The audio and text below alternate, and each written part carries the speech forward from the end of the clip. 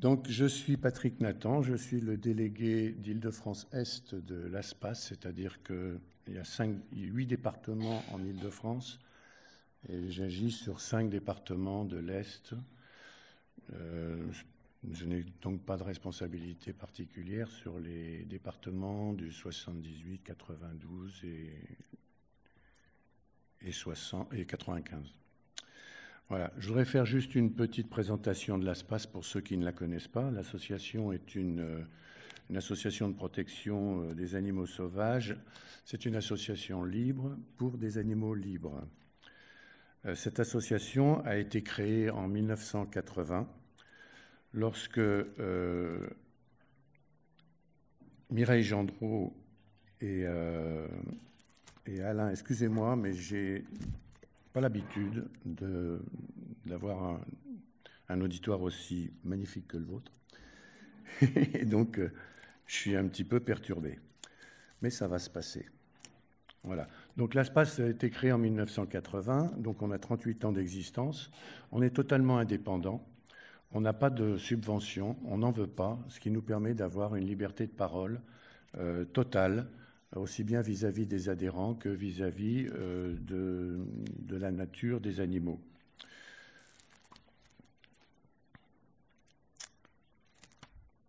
Ça, c'est quand même pas banal. Voilà, ça va venir. Voilà, en 80, donc, Mireille et Alain, les co-créateurs, ont été... ils n'avaient rien à voir d'ailleurs avec la nature, puisque Mireille était une championne de natation et Alain était un ingénieur aéronautique. Lorsqu'ils se sont installés donc, dans la Drôme en 80, ils ont été agressés par différentes personnes et jusqu'au jour où une balle qui visait un sanglier est venue se loger dans la fenêtre de leur cuisine. Donc ils ont décidé, avec des amis et avec des voisins qui avaient eu les mêmes problèmes, de créer une association qui ne s'appelait pas l'ASPAS au départ, qui avait un autre nom, mais qui très vite a pris le nom de l'Association de protection des animaux sauvages. L'ASPAS a 3 grands thèmes. C'est d'une part son indépendance, d'autre part elle est active et d'autre part elle est efficace. Elle se bat, comme je vous l'ai dit, par l'intermédiaire d'avocats. Il y a 90 avocats à peu près qui sont sollicités régulièrement en fonction des sujets qui nous sont à cœur, et les sujets nous sont remontés du terrain par les adhérents. Elle est active, donc elle est indépendante. Elle est active parce qu'elle est reconnue par son énergie. Elle œuvre dans l'intérêt général pour la préservation, la biodiversité, des animaux sauvages bien entendu, et l'intérêt des droits et des usagers de la nature. Elle mène des campagnes d'information pour modifier l'opinion publique, interpeller les élus et sensibiliser tous les publics à la nécessité de protéger tous les milieux et les espèces. Elle fait aussi respecter et évoluer le droit à l'environnement avec une grande expertise. Toutes ces actions lui permettent, grâce au procès qu'elle remporte, de vivre, d'avoir des salariés et de garder son indépendance. Ensuite, donc, elle se bat aussi bien pour les déchets de pêche que pour la protection des corvidés, tous les animaux, et elle fait favoriser la connaissance et la protection des loups, des renards, etc.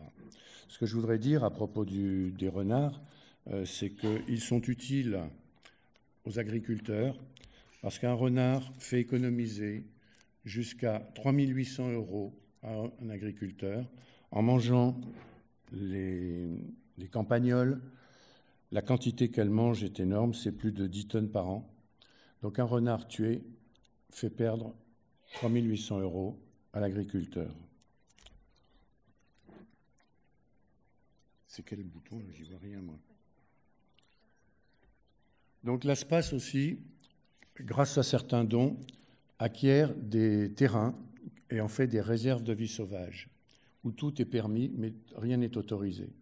C'est-à-dire qu'on peut y aller, se promener, mais on doit respecter la nature. La chasse et la pêche sont totalement interdites, ainsi que tous les véhicules à moteur. Le pique-nique doit être très respecté, c'est-à-dire on ramasse ce que l'on laisse derrière soi, on ne laisse pas derrière soi d'ailleurs. Et actuellement, il y a 3 sites, un en Bretagne et 2 dans la Drôme. Celui en Bretagne a été inauguré l'année dernière. Le parrain de ces réserves, c'est Jacques Perrin, le cinéaste que tout le monde connaît. Et en Bretagne, c'est donc dans le Trégor, au sud de Lannion. C'est une personne qui a fait cadeau de 60 hectares à l'ASPAS. Et maintenant, c'est donc une réserve de vie sauvage. Les 2 autres sont donc dans la Drôme. Il y a le domaine du Grand Barry qui est dans la montagne et le domaine des 2 lacs qui est sur le Rhône, au sud de Valence et de Montélimar.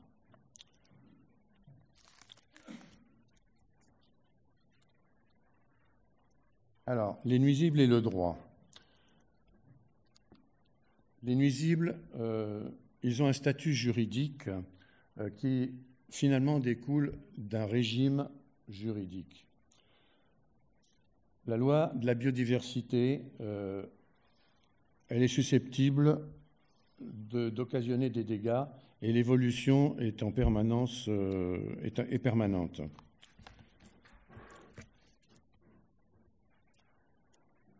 Alors, c'est où le bouton?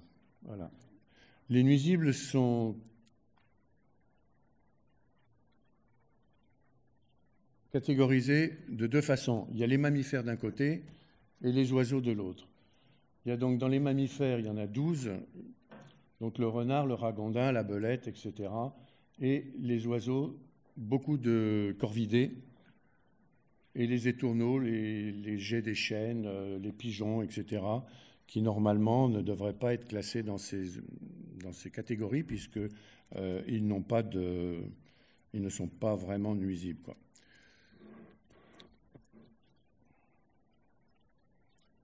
Il y a 3 groupes. Il y a donc les exogènes.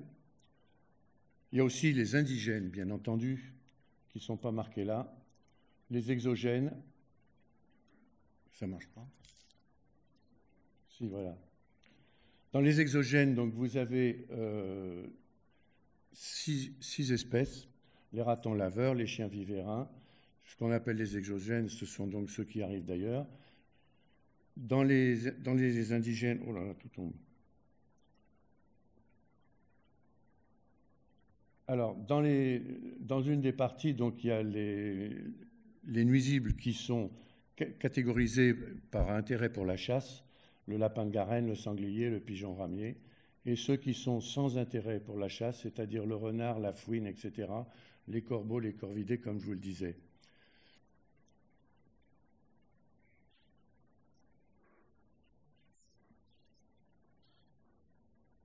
Voilà. Pour les espèces exogènes, il y a une liste permanente qui est fixée par arrêté ministériel sur toute la France.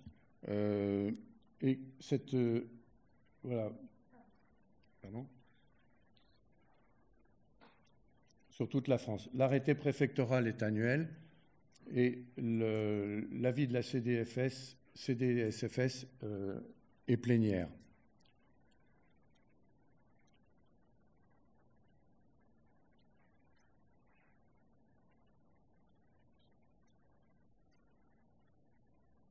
Alors voilà, vous avez donc les espèces exogènes, les intérêts pour la chasse et les animaux sans intérêt pour la chasse.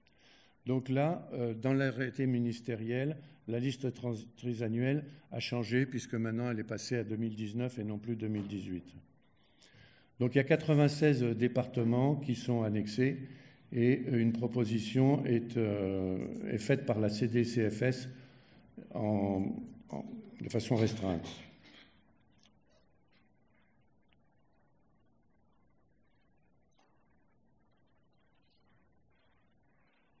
Alors, pourquoi les nuisibles ? Tout simplement parce que la protection de la santé et de la sécurité publique sont engagées. la prévention des dommages importants aux activités agricoles, la protection de la faune et de la flore, et enfin, la prévention des dommages importants à d'autres formes de propriété. Les arguments de l'ASPAS, c'est que le piégeage est non sélectif. Alors, ça déborde un petit peu. Là, on parle du piégeage, effectivement. Le piégeage dont vous avez pu voir des documentations. Le piégeage n'est pas sélectif. Il peut piéger aussi bien des animaux domestiques que des espèces protégées. Il faudrait développer d'autres méthodes de gestion des populations des espèces emblématiques de façon à respecter un petit peu tout ça. Et changer le regard sur la faune sauvage aussi.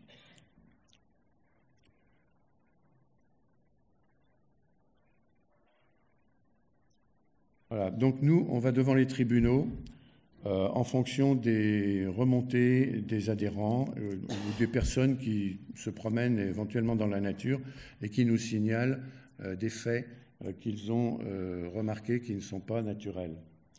Donc, comme je vous le disais, on a plus de 400 recours, voire même beaucoup plus que ça. Ça, c'est depuis 2012, si vous voulez, date à laquelle a été prise en compte la jurisprudence par le ministère.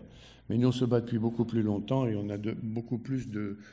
Ça, c'est sur les nuisibles uniquement, parce qu'avant, on n'avait pas de système juridique fixe à l'ASPAS. Depuis 2012, il y en a un qui est actif grâce à 2 personnes qui sont en permanence sur tous ces problèmes. Mais on se bat aussi, pas uniquement sur les nuisibles, mais sur d'autres plans, comme je vous l'ai dit précédemment. Donc là, on a des résultats qui sont beaucoup plus importants, si vous voulez, grâce à toutes ces actions.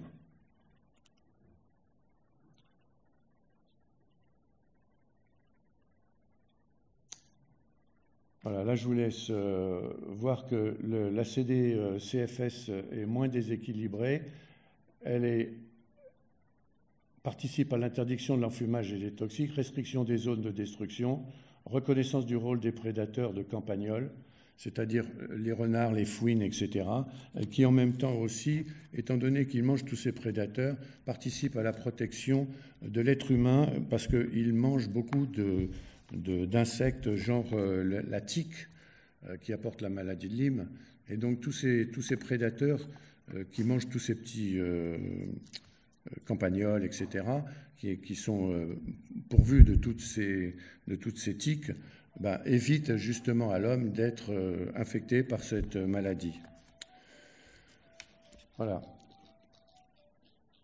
Donc, il y a des déclassements sur le renard qui étaient considérés comme un nuisible.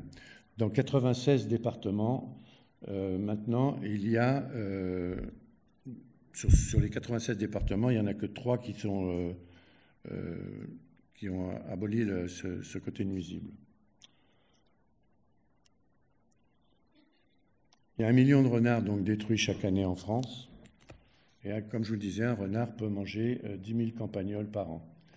La rage en France n'existe plus, donc il n'y a aucune raison de considérer le renard comme un nuisible. Au contraire, c'est une aide précieuse pour les agriculteurs. Voilà, donc la Corse, la Savoie et Paris ont retiré ce côté nuisible du renard. Le renard est notre emblème parce que justement, il est utile à l'agriculteur, entre autres. Voilà, ça c'est une photo sur la Francilienne, un signe qui a arrêté la circulation. C'était en 2010 et personne n'a bougé. On a attendu que le signe s'en aille. Voilà, c'était en direction de Chelles, au-dessus de la Marne. Voilà, je voudrais terminer en vous disant simplement une petite chose. Avec ma compagne, on est apiculteur, ici en Seine-et-Marne, à Montévrain. On a 7 ruches dans notre petit jardin. Et je suis très sensibilisé, moi, par le frelon asiatique. Tout à l'heure, vous avez vu des photos du frelon asiatique. Il est facilement reconnaissable parce qu'il est pratiquement tout noir. Il a des pattes jaunes. Alors vous allez me dire, quand il vole, c'est difficile à voir, mais on le voit quand même. Et simplement une chose, c'est que il y a quelques années, le frelon asiatique faisait ses nids en hauteur. Aujourd'hui, avec des responsables du Frosaif, on a découvert des nids de frelons asiatiques à 1,50 m du sol, voire au sol. Donc il faut prévenir les gens qui s'occupent dans les mairies de tous les espaces verts, qu'ils fassent très attention quand ils coupent les haies, etc., de ne pas tomber sur un nid qu'on ne voit pas toujours. Parce que 5 piqûres de frelons asiatiques, c'est l'hôpital, voire plus. Donc il faut faire très attention. Et ce que je vous propose, c'est, si vous le souhaitez, de vous donner des éléments pour que la ville prenne le label apicité. Ce label, qui est décerné comme pour les labels des fleurs, il y a des questions à répondre. On demande simplement, on envoie un dossier à Apicité, je pourrais vous donner les coordonnées, et après c'est Apicité qui fait son enquête et qui voit si la ville peut avoir ce label. Il y a beaucoup de choses sur la nature, sur le respect de la nature, sur bien entendu pas de pesticides, etc., qui peuvent donner des maladies et être très néfastes. Voilà, je vais être bref, j'ai beaucoup d'autres choses à dire, mais je vais arrêter là.